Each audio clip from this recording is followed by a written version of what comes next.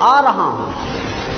تاجروں میں کمائی کا مہینہ نہیں ہوں, نئے کپڑے سلوانے کا مہینہ نہیں ہوں.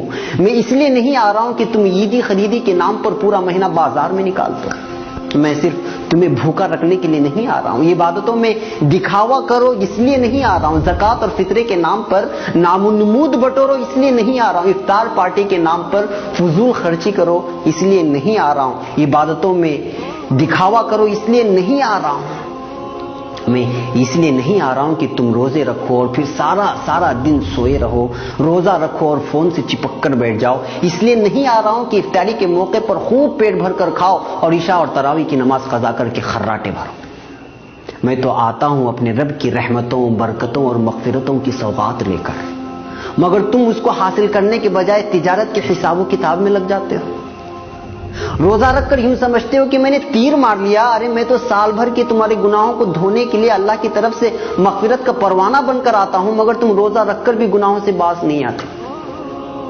نوجوانوں, ناجائز عشق رمضان سے پہلے بھی ناجائز اور اب بھی, مگر تم تو رمضان میں کچھ کام نہ ہونے کا بہانہ بنا کر سارا دن موبائل پر عشق بازی کرتے رہ جاتے ہو. پھر روزہ رکھ کر یہ گناہ کیسا؟ غلط ویڈیوز اور موسیقی سننا ہر وقت حرام, مگر یہاں تو روزے کی حالت میں یا تو سو کر یا پھر موبائل میں گزارا ہوتا ہے. میں اس لیے تو نہیں آیا. میں رحمان کی رحمت بن کر, غفار کی مغفرت بن کر آیا تھا, مگر تم نے تو میری رتی برابر میزبانی نہیں کرتے, اور جو کرتے ہیں میں قربان جاؤں ان پر.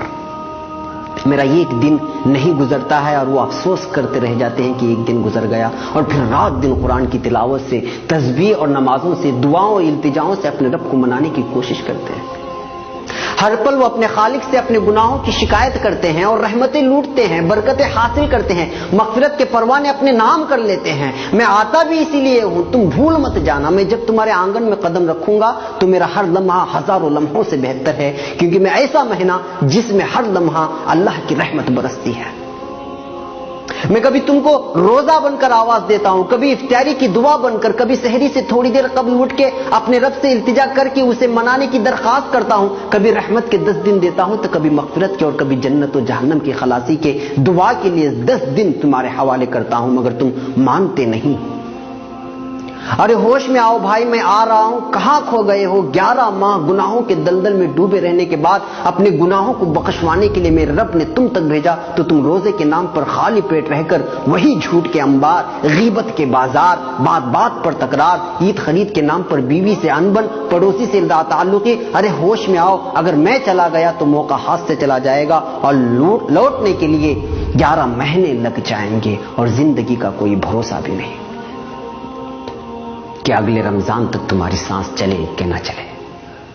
پاگل نہ بن, تیاری کر میری میزبانی کی اور میری مہمانی کی. دل سے کر, خلوص سے کر, دکھاوا میرے رب کو منظور نہیں. جو بھی کر تنہائی میں اٹھ کر اللہ سے التجا کرتے ہوئے کر. ابھی سے مانگنا شروع کر, کیونکہ نیک اعمال کا کرنا بھی اللہ کی توفیق سے ہوتا ہے. میری میزبانی کا مطلب یہ نہیں کہ گھر میں کھجور اور افطاری اور سحری کا راشن جمع کر لے. میری میزبانی کا مطلب ہے نماز, تراویح, تلاوت قرآن, گناہوں سے اجتناب, جھوٹ, غیبت, فحاشی, ناجائز عشق بازی اور بازاروں کی زینت بننے سے خود بھی بچنا, اور گھر کی خواتین کو بھی اس سے باز رکھنا. میری میزبانی ایسی کر کے تیرا رب تجھ سے راضی ہو جائے, اور جب رب ہی راضی ہو جائے تو اس دنیا سے کیا مطلب جو ایک دھوکے کا گھر ہے. جی ہاں, دھوکے کا گھر. اور ہاں, میری راتوں کو یوں ہی غفلت میں سو کر برباد مت کرنا. اللہ سے اپنا دکھڑا سنانا, برما میں کیا ہوا, فلسطین میں کیا ہوا اور ہو رہا ہے, افغانستان, عراق و شام اور دیگر مسلم ممالک میں جو ظلم ہو رہا ہے, کیا کیا جا رہا ہے, اس کا دکھڑا سنانا اپنے رب سے. بیتے سالوں میں اپنوں اور غیروں نے ہم سے جو برتاؤ کیا اس کی شکایت کرنا اپنے رب سے. وہ سننے والا ہے, سب کے سننے والا ہے, وہ جو سب سے رحیم, سب سے کریم اور تم سے سب سے زیادہ محبت کرنے والا ہے. تمہارا دکڑا سن لیا تو پھر بیڑا پار ہے, نہیں سنا تو پھر ثواب کہیں نہیں گیا.